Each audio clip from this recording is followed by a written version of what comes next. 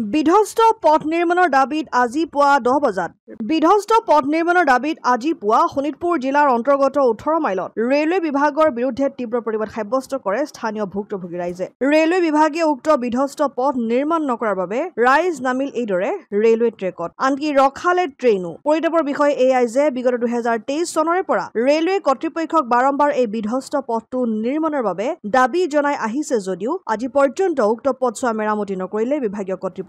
ইতিমধ্যে পথটোত সংঘটিত হৈছে কেইবাটাও ভয়ংকৰ পথ দুৰ্ঘটনা। আনকি আজি পুৱাও সংঘটিত হৈছে এটা পথ দুৰ্ঘটনা, যাৰ বাবে ৰেলপথত নামিল এইদৰে সাধাৰণ জনতা আৰু ৰখাই দিলে দূৰণিবতীয়া ৰেল। ভুক্তভোগী জনতাই বিভিন্ন প্ৰতিবাদী শ্লোগানেৰে 18 মাইলৰ পৰিৱেশ উত্তাল কৰি তোলে। ইতিমধ্যে প্ৰশাসনৰ বিষয়াৰ উপস্থিতিত পথটো বনাই দিয়াৰ আশ্বাস প্ৰদান কৰাৰ পিছত ৰাইজৰ এই প্ৰতিবাদৰ খাম কাটে।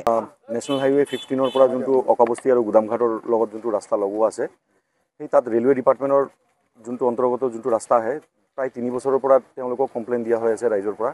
তেওঁলোকে কোনো ধৰণৰ কাম কৰি নিদিয়ে আৰু তেওঁলোকে বাৰে বাৰে কয় যে চেণ্ড গ্ৰেভেল পেলাই আমি ৰাস্তাটো ঠিক কৰি দিম। যিহেতু এই ৰাস্তাটোত গুদামঘাট আৰু অকাবস্তি বৃহত্তৰ এলেকাত প্ৰায় 3টাকৈ ইটাভাটা, স্কুল, ইলেক্ট্ৰিচিটি ছাপ্লাইৰ যোনখন অফিচ আৰু প্ৰায় বৃহত্তৰ ৰাইজ এটা এই গাঁওখনৰ লগত জড়িত হৈ আছে। তেওঁলোকক বাৰম্বাৰ 3 বছৰ কোৱাৰ পিছতো তেওঁলোকে কোনো ধৰণৰ পদক্ষেপ নলয়।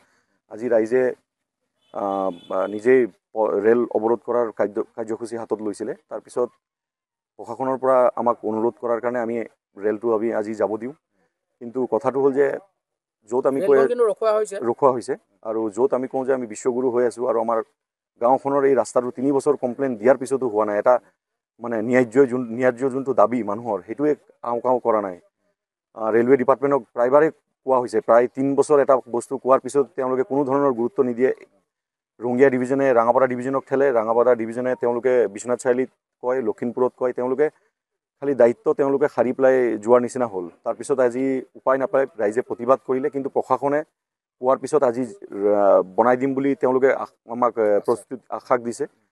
কিন্তু অনাগত দিনত যদি এইটো ক্লিয়াৰলি আমাৰ মেছেজ, অনাগত দিনত যদি এই ৰাস্তা যদি পকা কৰি নিদিয়ে, তেতিয়াহ'লে ইয়াৰ পৰা আমি জংগী আন্দোলন কৰিম।